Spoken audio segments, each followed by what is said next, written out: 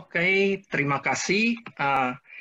Kalau tadi Pak Isa itu bicara SPR pada permukaan lapisan emas, sekarang kita akan melihat SPR juga, tapi pada platform yang berbeda, bukan lapisan emas, tapi butiran emas, partikel emas yang sangat kecil. Sebelumnya, saya akan share dulu CV dari Ibu Priastuti Wulandari. Ibu Priastuti Wulandari itu mendapatkan S1-nya dari program studi fisika dari Universitas Pajajaran, kemudian dilanjutkan master di ITB, fisika juga, kemudian S3-nya di Tokyo Institute of Technology, lalu 2 kali postdoc di Tohoku University pada tahun 2008 sampai 2009, lalu postdoc di Kyushu University tahun 2017. Ibu Priastuti Wulandari itu sejak 2010 itu sudah berkecimpung dengan nanopartikel untuk melihat surface plasmon resonan pada partikel tersebut. Kemudian juga bekerja di solar cell ya, antara lain bagaimana memasukkan nanopartikel itu ke solar cell. Kemudian solar cell jenis dye-sensitized solar cell, dan terakhir itu solar cell jenis dari bahan perovskite. Lalu sejak 2015 itu juga bekerja di bagaimana mengfungsionalisasi nanopartikel emas itu untuk keperluan biosensor. Bu Priastuti itu 2 kali mengikuti Winter College di ICTP Italia tahun 2010 dan 2019. Baik, demikian riwayat hidup dari Ibu Priastuti Wulandari. Saya persilakan Bu Wulan untuk memulai presentasinya. Waktu yang diberikan itu 20 menit. Oke, terima kasih Pak Henry. Suara saya terdengar Pak ya? Ya, terdengar. Oke, saya akan share screen saya. Oke, terlihat Pak ya? Ya. Sebentar, saya coba slideshow. Oke, seperti ini kelihatan ya Pak? Oke, saya akan mulai. Oke, Assalamualaikum warahmatullahi wabarakatuh. Selamat siang menjelang sore Bapak dan Ibu serta saudara-saudara sekalian. Terima kasih pada panitia webinar yang telah memberikan kesempatan pada saya untuk sharing di dalam rangka IDL 2020 kali ini. Ya. Perkenalkan, saya Priastuti Wulandari, saya dari kelompok keahlian Fisika Magnetik dan Fotonik FMIPA ITB, dan saya juga anggota dari Himpunan Optik Indonesia. Oke, seperti yang dipaparkan oleh pembicara sebelumnya tentang bagaimana memanfaatkan biosensor atau sensor plasmonik ini untuk mendeteksi virus. Pada kesempatan ini juga saya akan mencoba men-share bagaimana memanfaatkan efek plasmon, terutama yang datangnya dari nanopartikel jenis logam untuk mendeteksi virus. Yang akan saya bahas ini masih bersifat basic ya. Jadi saya akan ceritakan juga beberapa contoh dari sensor plasmonik ini untuk mendeteksi virus yang sudah berkembang saat ini. Oke, kira-kira outline-nya seperti ini. Jadi saya akan mulai dari membahas apa itu nanopartikel logam dan sifat uniknya yang kita sebut sebagai localized surface plasmon resonance. Kemudian saya juga akan jelaskan bagaimana cara mempersiapkan nanopartikel jenis logam ini untuk dimanfaatkan sebagai sensor. Dan saya akan ceritakan beberapa perkembangan dari sensor plasmonik nanopartikel ini untuk aplikasi deteksi virus, dan juga sensor plasmon kolorimetrik berbasis nanopartikel multilayer sheet yang sedang saya dan grup saya kembangkan saat ini. Oke, kita mulai dari membahas apa itu nanopartikel logam. Ya, nanopartikel logam ini memiliki sifat fisis dan kimia yang cukup unik, berbeda daripada keadaan bulk materialnya, di mana sifatnya ini sangat bergantung pada ukuran dan bentuk daripada si nanopartikel tersebut yang kita biasa sebut dengan quantum size effect. Sebagai contoh, bisa kita lihat di gambar sebelah kiri. Di sini adalah alloy dari gold dan silver nanopartikel dengan ukuran kira-kira 4 nanometer, di mana yang bisa kita lihat dalam bentuk solution di gambar sebelah kanannya, perubahan warna yang terjadi ini akibat dari perbedaan konsentrasi antara silver terhadap gold nanopartikelnya. Kemudian gambar yang di bawahnya kita lihat di sini adalah gold nanorod, di mana perubahan warna dari solutionnya ini terjadi akibat ratio yang berbeda antara core metal dengan lapisan capping organik materialnya. Sedangkan gambar yang di bawahnya kita lihat di sini ini adalah contoh dari silver nanoprisma, dan perubahan warna yang terjadi ini akibat adanya perbedaan ukuran dari lateral size silver nanoprisma tersebut.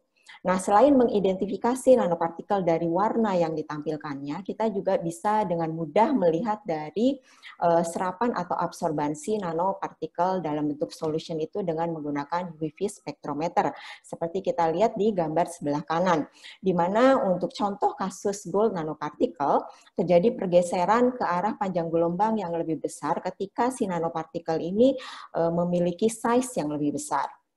Nah, satu hal yang penting lagi terkait dengan nanopartikel itu adalah capping material, di mana ketika kita melakukan sintesis, mempersiapkan nanopartikel ini untuk aplikasi selanjutnya, kita harus memilih capping material, di mana capping material organik ini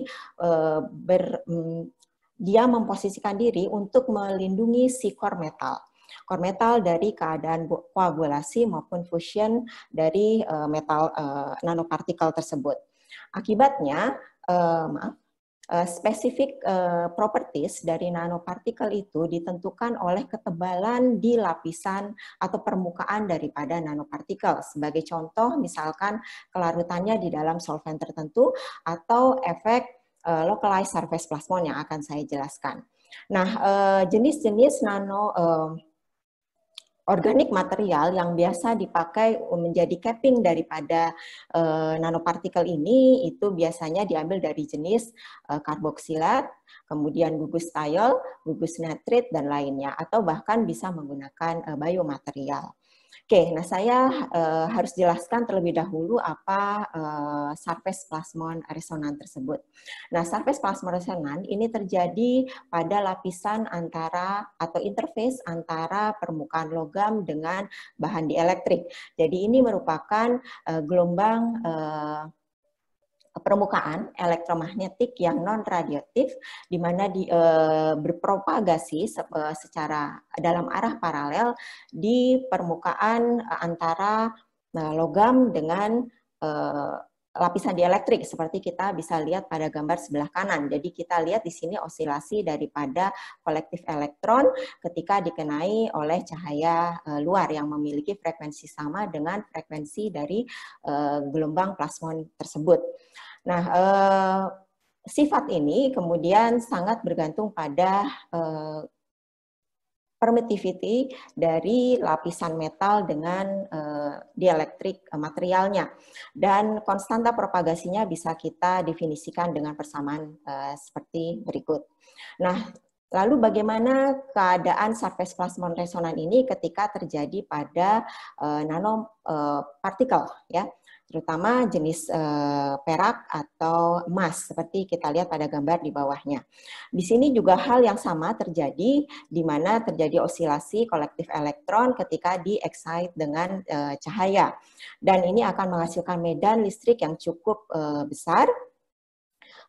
Dan pada area permukaan, ya area permukaan interface antara permukaan metal dengan bahan dielektrik di atasnya itu akan sangat sensitif sekali ketika ada penambahan material lain di atasnya. Sebagai contoh, bila kita adsorpsi dengan biomaterial seperti protein, maka akan terjadi yang namanya perubahan indeks bias. Nah, untuk nanopartikel ini sifat localized surface plasmon ini bergantung pada ukuran dan bentuk daripada nanopartikel. Sebagai contoh, untuk gold atau silver nanopartikel dengan ukuran masih di bawah dari panjang gelombang yang digunakan untuk excite light-nya, itu memiliki surface plasmon di sekitar 510 nanometer. Nah, dari keadaan seperti ini, artinya keadaan yang sangat sensitif di atas permukaannya dan timbulnya localized surface plasmon, kemudian bisa dimanfaatkan untuk aplikasi salah satunya sebagai biosensor. Nah, sekarang kedudukan metal nanopartikel di dalam biosensor bisa kita lihat di sini. Kalau tadi kita lihat dari paparan pemateri sebelumnya bagaimana pemanfaatan biosensor atau biosensor teknik yang biasa digunakan saat ini itu adalah ELISA atau Enzyme Link Immunosorbent Assay, yaitu prinsipnya melihat interaksi antara antibodi dengan antigen ketika dimasukkan ke dalam lubang yang berjumlah sekitar 96, kemudian kita amati perubahan warnanya dengan diinisiasi oleh enzim. Sedangkan contoh teknik yang lain adalah menggunakan setup SPR, ya. Jadi di sini kita bisa melihat secara real time keadaan ketika kita masukkan jenis biomaterial di atasnya, jadi kita bisa melihat interaksi antara probe dengan analyte-nya. Nah, selanjutnya bagaimana dengan nanopartikel? Sejauh ini, nanopartikel memang dipakai untuk meningkatkan intensitas sinyal dan juga memperbaiki reliability daripada hasil diagnosisnya. Nah, pada umumnya, karena nanopartikel ini mudah untuk berubah warnanya ketika kita melakukan adsorpsi material di lapisan permukaannya, maka ini bisa dimanfaatkan sebagai detektor kolorimetrik. Detektor kolorimetrik ini adalah metode deteksi yang bisa kita lihat langsung dengan mata telanjang, dan akibatnya ini adalah metode yang cukup simpel dan mudah, jadi artinya tidak memerlukan sistem yang kompleks dari segi elektrik maupun dari segi optiknya. Oke, nah sebelum saya bahas tentang biosensor atau colorimetric sensor itu, saya akan coba bahas sedikit bagaimana caranya mempersiapkan atau melakukan sintesis daripada gold dan silver nanopartikel. Nah, pada umumnya untuk keperluan sensor, gold nanopartikel yang dipakai ini adalah gold nanopartikel yang di-capping dengan citrate, jadi dengan gugus karboksilate yang menempel di permukaan dari gold nanopartikel. Nah, material utama yang digunakan itu adalah chloroauric acid yang larut di dalam air, kemudian sebagai capping materialnya digunakan trisodium sitrat dihidrat dengan struktur molekul seperti pada gambar ini. Nah, karena ini prosesnya adalah reduksi, maka proses pembentukan nanopartikel ini dapat terjadi kurang dari 5 menit, sehingga terbentuk nanopartikel dengan ukuran tertentu seperti pada gambar yang saya tampilkan ini. Selain itu juga ada beberapa cara dengan menggantikan capping material itu dengan bahan olilamin sehingga si nanopartikel ini bisa larut di dalam organic solvent. Seperti yang bawah ini, contohnya adalah capping gold nanopartikel menggunakan olilamin, dan prosesnya juga dilakukan dengan cara reduksi. Nah, sampai tahapan kita melakukan sintesis dengan reduksi ini, ada satu tahapan yang penting sebelum kita aplikasikan sebagai biosensor, kita harus melakukan yang namanya purifikasi. Karena pada proses sintesis ini kita tidak bisa menjamin bahwa 100% dari material utama itu akan menjadi nanopartikel. Jadi kita harus melakukan purifikasi untuk membuang ekstra daripada capping material ataupun ion daripada gold nanopartikel yang tidak terpakai. Nah, purifikasi yang dilakukan ini kita lakukan dengan sentrifugasi dengan kecepatan yang cukup tinggi, jadi di atas 10.000 rpm, untuk mendapatkan solution dari gold nanopartikel seperti diperlihatkan pada gambar sebelah kanan. Jadi tipikal karakteristik untuk gold nanoparticle in solution itu adalah merah. Ya, kemudian selanjutnya dari sintesis tersebut kita biasa melakukan karakterisasi yang cukup mudah, ya. Jadi dengan menggunakan tem untuk melihat size dan shape daripada nanopartikel tersebut dan juga melihat absorbansi kurva plasmonik dari nanopartikel yang dihasilkan. Sebagai contoh dari sintesis gold citra tadi itu didapatkan diameternya sekitar 15 nanometer, begitu juga untuk yang capping olil amin. Dan karena ukurannya hampir sama, maka untuk kurva daripada plasmoniknya, puncak plasmoniknya juga tidak terlalu berbeda, dan dalam hal ini didapatkan puncak plasmoniknya itu sekitar 521 dan 527 nanometer untuk capping sitrat dan olil amin. Nah, karena satu hal yang penting seperti saya ceritakan tadi, karena kita harus melakukan purifikasi, maka kita harus melakukan karakterisasi yang paling mudah itu dengan menggunakan FTIR. Jadi di sini kita membandingkan antara capping material citrate saja dan citrate ketika dia tercapping di gold nanopartikel tersebut.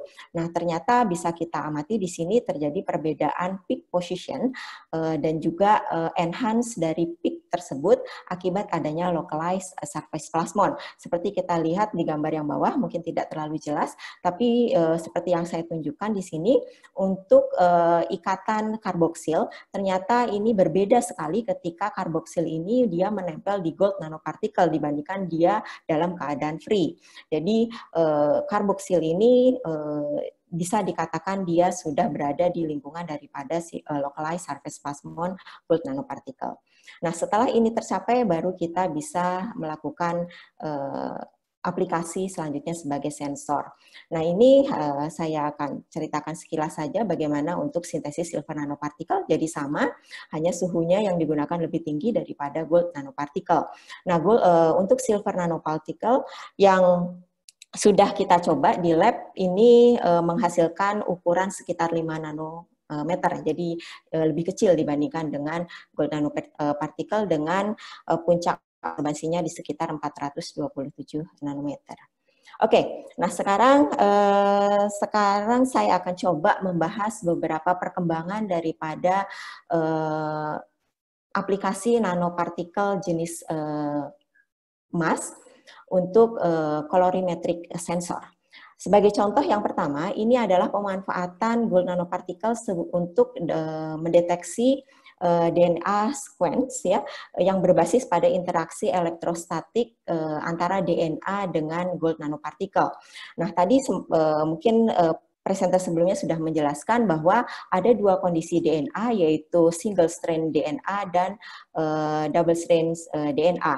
Di mana untuk kasus yang ssDNA ini, karena dia lebih terbuka, artinya dia mudah berinteraksi dengan gold, ya, akibat dia cukup open dibandingkan dengan yang dsDNA atau double strands, karena dia mempertahankan bentuk helix structure-nya sehingga dia seolah-olah menggulung, akibatnya dia sulit berinteraksi dengan gold nanopartikel. Karena keadaan menggulung ini kita melihatnya dia sebagai muatan yang negatif karena dari gugus sulfatnya ya, sulfat daripada si DNA tersebut.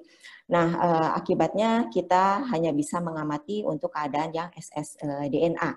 Nah, mekanismenya secara sederhana seperti ini. Jadi setelah kita sintesis spesifik untuk pengamatan virus tertentu. Nah, untuk kasus ini virus yang akan diamati itu adalah virus SARS yang generasi pertama. Jadi sekitar ini papernya tahun 2004, jadi SARS untuk generasi yang pertama. Jadi target DNA-nya itu adalah DNA untuk virus SARS yang generasi pertama. Nah, kalau kita amati di sini ketika probe dengan targetnya itu match, artinya sama, maka dia akan berhibridisasi sehingga menimbulkan atau mengakibatkan adanya agregasi daripada nanopartikel. Dan ini ditandai dengan solution yang berwarna dari merah ke arah biru. Nah, ini bisa kita lihat dari gambar yang di bawah ini ya. Jadi solutionnya yang gambar sebelah kiri ini untuk keadaan nanopartikel saja. Kemudian yang sebelah kanan itu setelah ditambahkan atau dihibridisasi dengan DNA probe ya, dan semakin ke kanan ini setelah ditempelkan target DNA. Jadi kita akan mendapatkan warna biru, artinya terjadi agregasi pada nanopartikel tersebut. Dan ini juga bisa diamati dari kurva UV vis-nya. Jadi setelah untuk gambar yang pertama kita masih bisa melihat dengan jelas puncak plasmoniknya, tapi setelah ditempel dengan target DNA dia terjadi penurunan puncak plasmonik ya, karena terjadinya agregasi pada nanopartikel tersebut. Dan yang di bawah ini adalah proses dehibridisasi, jadi kita lakukan pencampuran antara DS dan ssDNA, dan ketika ssDNA-nya itu semakin banyak maka kita akan mendapatkan warna yang merah, artinya gold nanopartikel ini stabil di dalam larutan. Nah, contoh kasus yang lainnya bisa kita lihat di sini untuk nanopartikel biosensor dengan base gold nanopartikel yang digunakan untuk mendeteksi virus hepatitis C ya. Jadi RNA dari virus hepatitis C. Nah, mekanismenya juga sama seperti sebelumnya. Jadi kita lihat di sini. Jadi setelah kita mempersiapkan gold nanopartikel yang di-capping dengan citrate, kemudian dilakukan hibridisasi dengan menggunakan gugus thiol. Jadi thiol ini sebagai probe-nya. Kemudian ditempelkan RNA yang spesifik untuk virus hepatitis C atau yang tidak spesifik untuk hepatitis C. Jadi yang hijau ini yang spesifik untuk hepatitis C dan yang biru ini untuk yang tidak spesifik. Nah, kita lihat ternyata untuk yang spesifik terhadap hepatitis C virus, dia berhibridisasi dengan gugus thiolnya sehingga kita bisa melihat capping citrate-nya menjadi gambar yang bawah ini, jadi lebih panjang. Sedangkan untuk yang tidak spesifik, dia tidak bisa berikatan dengan thiol, sehingga kita hanya bisa melihat capping-nya itu adalah thiol itu sendiri, sedangkan RNA-nya itu lepas atau berada di lingkungan daripada solution-nya. Nah, kemudian sebagai penginduksinya digunakan nanopartikel lain dari gold, tapi dengan capping materialnya ini bermuatan positif, sehingga kita bisa melihat interaksi antara material capping dengan gold nanopartikel yang bermuatan positif. Sebagai contoh, misalkan yang atas, ini karena bagian luarnya ini muatan negatif daripada si thiolnya, kemudian kita campurkan gold nanopartikel yang bermuatan positif, maka terjadi interaksi antara gold penginduksi dengan capping material ini, sehingga antara gold di bagian utama dengan gold nanopartikel pendatangnya ini akan saling berdekatan dan akhirnya dia akan beragregasi, dan ini ditandai dengan solution yang berwarna biru. Sedangkan untuk kasus yang kedua yang menggunakan spesifik RNA untuk virus, di sini kita lihat bahwa akibat adanya hibridisasi, maka kation positif dari gold penginduksinya ini memiliki jarak atau terhalang oleh kehadiran RNA ini, sehingga ini menjaga kestabilan daripada gold nanopartikel di dalamnya. Dan akibatnya kita bisa melihat solutionnya itu tetap berwarna merah. Jadi sampai dengan tahap ini kita bisa mengindikasikan bahwa kalau solutionnya berwarna biru, maka dia kita tandai sebagai sampel yang negatif, sedangkan yang merah ini sebagai sampel positif. Nah, kemudian untuk melengkapi pembuktian dari warna yang dihasilkan tadi, colorimetric, kita juga bisa buktikan dengan menggunakan kurva UV-Vis spektro, jadi melihat absorbansi dari larutan tersebut. Kita bisa lihat dari kurva sebelah kanan saja di sini. Jadi yang berwarna hitam ini adalah AU probe-nya yang ditempel dengan thiol tadi. Kemudian yang warna merah ini setelah dihibridisasi dengan RNA positif ya untuk virus, dan kemudian ditambahkan gold dengan kation atau dengan muatan positif ya. Dan ketika dia memang solution membentuk, artinya dia match antara atau RNA-nya itu adalah positif ya, maka dia akan menampilkan kurva yang berwarna merah. Sedangkan kalau negatif, dia akan menampilkan kurva yang berwarna hijau, artinya dia beragregasi ya. Kemudian contoh yang lain ini menggunakan capping untuk kation yang lain ya. Jadi sebenarnya prinsipnya sama. Jadi di sini menggunakan dua jenis kation, jadi ada yang menggunakan cisteamin dan satu lagi adalah CTAB, jadi menggunakan base ammonium bromide. Ternyata untuk yang capping cisteamin untuk kation yang positifnya itu lebih baik dibandingkan dengan amonium bromide. Jadi secara umum bisa kita lihat dari perubahan warna yang mencolok untuk menunjukkan bahwa sampel itu positif atau negatif. Kemudian contoh yang lainnya ini untuk kasus penggunaan biosensor dengan menggunakan gold nanorod. Jadi di sini gold nanorod-nya itu di capping dengan menggunakan gugus thiol. Bisa kita lihat skemanya di sini. Maaf, jadi ini menggunakan ammonium bromide ya. Jadi seperti kasus sebelumnya. Jadi bukan thiol. Kemudian ditempelkan dengan antibody ya. Jadi dari ammonium bromide kemudian ditempelkan antibody sebagai probe-nya dan antigennya ya sebagai targetnya. Dan ini dilakukan di dalam berbagai solution ya. Jadi ada yang buffer, kemudian serum ataupun menggunakan plasma dari darah. Nah, ketiganya ini menunjukkan hasil yang sama. Jadi ketika nanopartikel itu ditambahkan probe dan juga target dari material yang mau dideteksi, maka terjadi pergeseran ke arah panjang gelombang yang lebih besar. Seperti misalkan pada hasil kurva absorbansi sebelah kanan. Jadi yang berwarna hitam ini adalah gold nanorod-nya. Kemudian yang warna merah itu setelah dihibridisasi dengan menggunakan antibody, dan yang hijau setelah ditempel dengan antigen. Jadi dia semakin kurvanya semakin bergeser ke panjang gelombang yang lebih besar. Nah, seperti itu contohnya penggunaan daripada gold nanoparticle sebagai colorimetric di dalam solution. Terima kasih Bu Wulan atas presentasinya yang menarik mengenai penggunaan nanopartikel untuk berbagai mendeteksi berbagai virus, bagaimana penyiapan preparasi materialnya dan sebagainya. Saat ini ada beberapa pertanyaan yang masuk dari Institut Teknologi Sumatera, ya Pak Lukman, Pak Mulyadi Ramli dari Syahkuala, Pak Sandi, Dian Sandi dari UI, Pak Faldi dan Pak Suhandoko dari ITB, lalu Ibu Lucy dari Institut Teknologi Kalimantan. Pertanyaannya mengenai ya, antara lain ya, bagaimana mengontrol ukuran nanopartikel yang cocok untuk mendeteksi virus ya. Jadi bagaimana mendeteksi virusnya? Apakah hanya bersifat memakai optical spektroskopi saja ya? Kemudian apakah gold nanopartikelnya bisa diganti dengan alloy yang lain, misalnya AU, CU ya, emas dan tembaga misalnya. Kemudian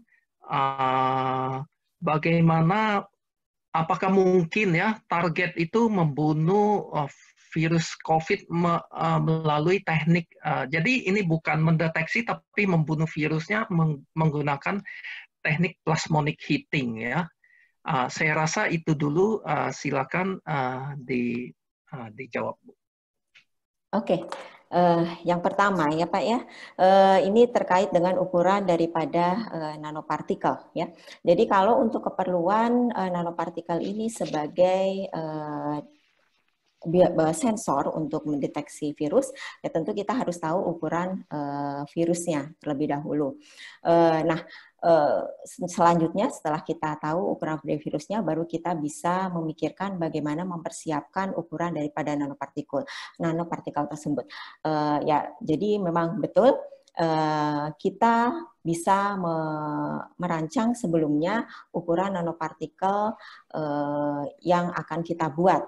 Nah, ukuran nanopartikel itu sangat bergantung pada banyaknya atau konsentrasi dari core metal sebagai material utamanya. Ya, kalau misalkan kalau untuk gold nanopartikel itu menggunakan chloroauric acid, kemudian selain core metalnya yang harus kita pikirkan juga adalah konsentrasi daripada capping materialnya. Jadi untuk kasus yang sudah saya coba, misalkan kalau kita ingin membuat nanopartikel dengan ukuran sekitar 15 nanometer, maka kita memerlukan capping dengan konsentrasi daripada capping dengan gold nanopartikel itu sekitar rasio 1 banding 1. Kemudian kalau untuk gold nanopartikel yang lebih besar ukurannya, maka kita harus memikirkan juga berapa konsentrasi daripada gold dan juga cappingnya. Terlebih lagi kalau kita mau coba jenis capping yang lain, misalkan selain citrate menggunakan olil amin atau menggunakan thiol, maka kita harus pikirkan hal tersebut, baik itu secara stokiometri maupun cara kimiawi yang lainnya. Ya. Namun sejauh ini yang sudah saya coba itu baru membuat nanopartikel emas dengan ukuran sekitar range-nya antara 10 sampai dengan 50 nanometer. Seperti itu untuk pertanyaan pertama. Kemudian bagaimana kemungkinan kalau diganti dengan nanopartikel logam jenis yang lainnya. Ya, di sini banyak orang melakukan atau peneliti menggunakan nanopartikel karena nanopartikel ini dia mempunyai plasmonik atau kurva plasmonik di daerah cahaya tampak.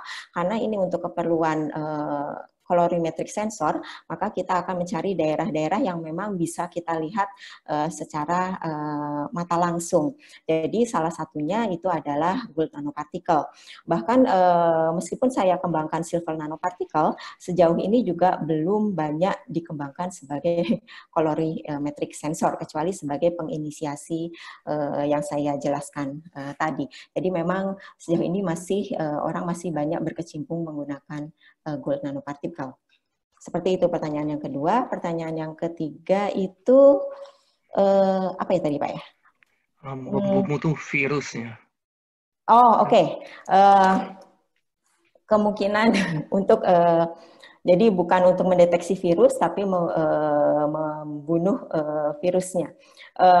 Ini sebenarnya juga sedang jadi ada suatu studi yang saya lakukan bersama rekan di KK, bagaimana kemungkinan pemanfaatan nanopartikel ini untuk membunuh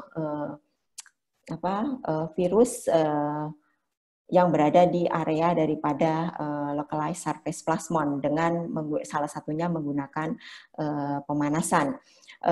Dari beberapa literatur memang ada studi tentang ini, jadi dilakukan pemanasan untuk membunuh virus dengan suhu tertentu ya, suhu daripada karakteristik gold nanopartikel itu sendiri dan juga capping materialnya. Nah, memang ada kemungkinan untuk itu, namun sejauh ini memang kita masih coba kembangkan itu juga. Gitu. Ya, baik.